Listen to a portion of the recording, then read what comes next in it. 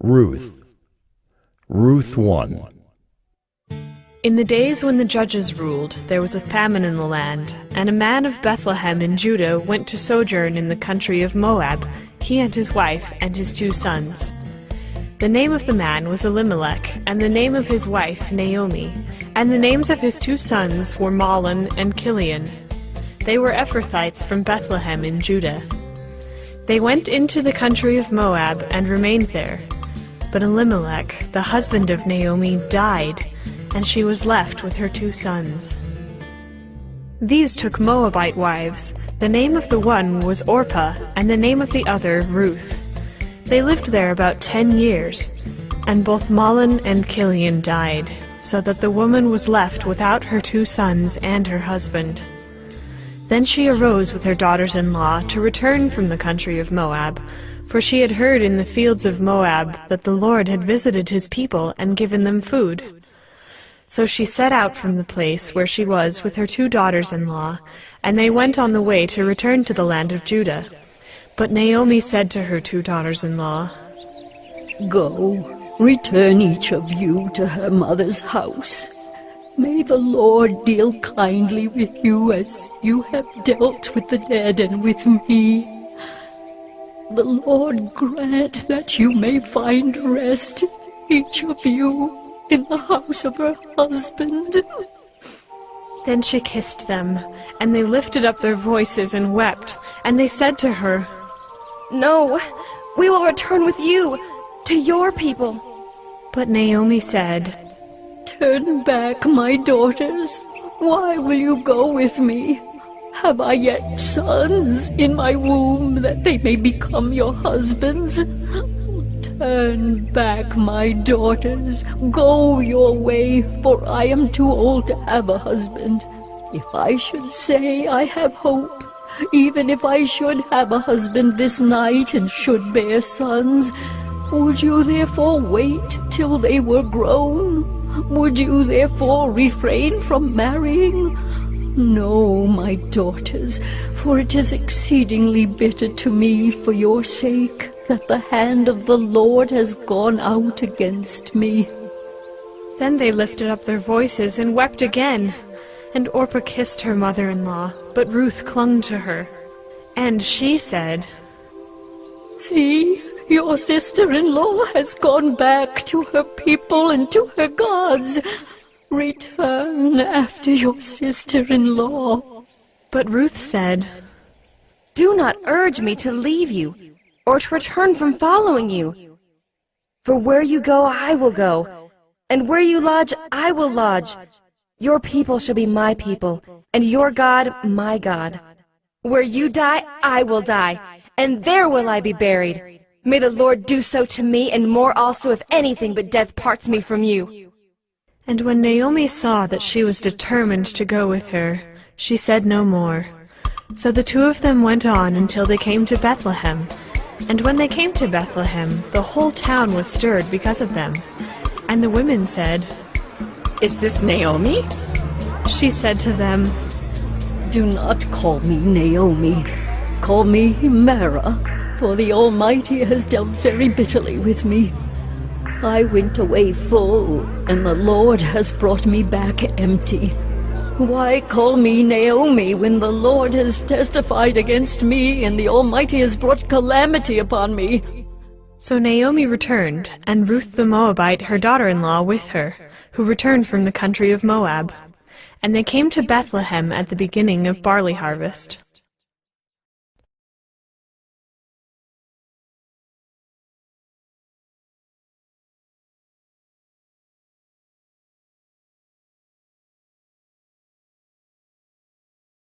Ruth 2. Now Naomi had a relative of her husband's, a worthy man of the clan of Elimelech, whose name was Boaz. And Ruth the Moabite said to Naomi, "Let me go to the field and glean among the ears of grain after him in whose sight I shall find favor." And she said to her, "Go, my daughter." So she set out and went and gleaned in the field after the reapers. And she happened to come to the part of the field belonging to Boaz, who was of the clan of Elimelech. And behold, Boaz came from Bethlehem, And he said to the reapers, The Lord be with you. and they answered. The Lord bless you. Then Boaz said to his young man who was in charge of the reapers, Whose young woman is this? and the servant who was in charge of the reapers answered, She is the young Moabite woman who came back with Naomi from the country of Moab. She said, Please let me glean and gather among the sheaves after the reapers. So she came, and she has continued from early morning until now, except for a short rest. Then Boaz said to Ruth, Now listen, my daughter. Do not go to glean in another field or leave this one, but keep close to my young women. Let your eyes be on the field that they are reaping, and go after them. Have I not charged the young men not to touch you? And when you are thirsty, go to the vessels, and drink what the young men have drawn. Then she fell on her face, bowing to the ground, and said to him, Why have I found favor in your eyes, that you should take notice of me, since I am a foreigner? But Boaz answered her, All that you have done for your mother-in-law since the death of your husband has been fully told to me, and how you left your father and mother and your native land, and came to a people that you did not know before. The Lord repay you for what you have done, and a full reward be given you by the Lord, the God of Israel, under whose wings you have come to take refuge. Then she said, I have found favor in your eyes, my lord, for you have comforted me, and spoken kindly to your servant, though I am not one of your servants. And at mealtime Boaz said to her, Come here, and eat some bread, and dip your morsel in the wine. So she sat beside the reapers, and he passed to her roasted grain. And she ate until she was satisfied, and she had some left over. When she rose to glean, Boaz instructed his young men, saying, Let her glean, even among the sheaves, and do not reproach her. And also pull out some from the bundles for her, and leave it for her to glean, and do not rebuke her. So she gleaned in the field until evening. Then she beat out what she had gleaned, and it was about an ephah of barley. And she took it up and went into the city. Her mother-in-law saw what she had gleaned. She also brought out and gave her what food she had left over after being satisfied. And her mother-in-law said to her, Where did you glean today, and where have you worked? Blessed be the man who took notice of you. So she told her mother-in-law with whom she had worked, and said, The man's name with whom I worked today is Boaz. And Naomi said to her daughter-in-law, May he be blessed by the Lord, whose kindness has not forsaken the living or the dead. Naomi also said to her, The man is a close relative of ours, one of our redeemers. And Ruth the Moabite said, Besides, he said to me, You shall keep close by my young men until they have finished all my harvest. And Naomi said to Ruth, her daughter-in-law, It is good, my daughter, that you go out with his young women, lest in another field you be assaulted. So she kept close to the young women of Boaz, gleaning until the end of the barley and wheat harvests. And she lived with her mother-in-law.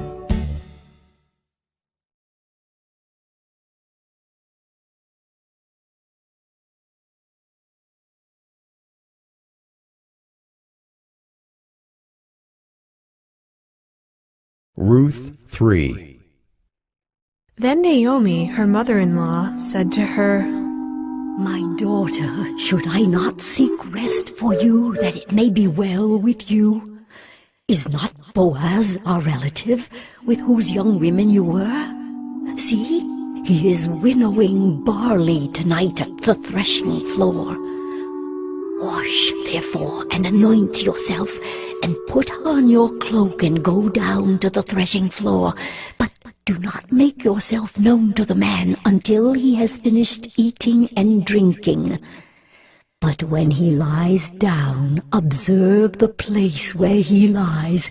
Then go and uncover his feet and lie down, and he will tell you what to do. And she replied, All that you say, I will do. So she went down to the threshing floor and did just as her mother-in-law had commanded her. And when Boaz had eaten and drunk, and his heart was merry, he went to lie down at the end of the heap of grain. Then she came softly and uncovered his feet and lay down. At midnight the man was startled and turned over, and behold, a woman lay at his feet. He said, "Who are you?" And she answered, I am Ruth, your servant. Spread your wings over your servant, for you are a redeemer. And he said, May you be blessed by the Lord, my daughter. You have made this last kindness greater than the first, in that you have not gone after young men, whether poor or rich. And now, my daughter, do not fear. I will do for you all that you ask, for all my fellow townsmen know that you are a worthy woman. And now it is true that I am a redeemer, yet there is a redeemer nearer than I. Remain tonight, and in the morning, if he will redeem you, good, let him do it. But if he is not willing to redeem you, then, as the Lord lives, I will redeem you. Lie down until the morning. So she lay at his feet until the morning, but arose before one could recognize another. And he said, Let it not be known that the woman came to the threshing floor. And he said, Bring the garment you are wearing, and hold it out. So she held it, and he measured out 6 measures of barley and put it on her. Then she went into the city. And when she came to her mother-in-law, she said, How did you fare, my daughter? Then she told her all that the man had done for her, saying, These 6 measures of barley he gave to me, for he said to me, You must not go back empty-handed to your mother-in-law. She replied, Wait, my daughter, until you learn how the matter turns out, for the man will not rest, but will settle the matter today.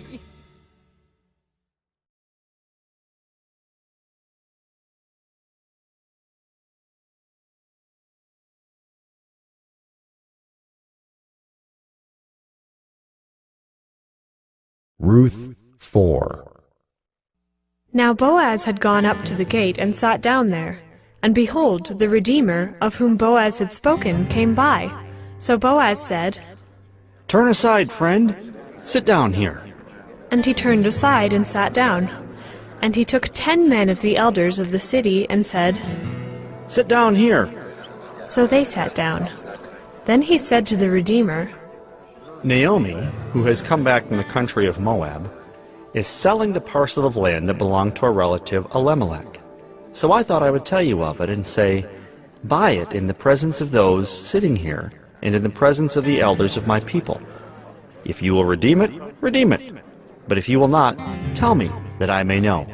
For there is no one besides you to redeem it, and I come after you. And he said, I will redeem it.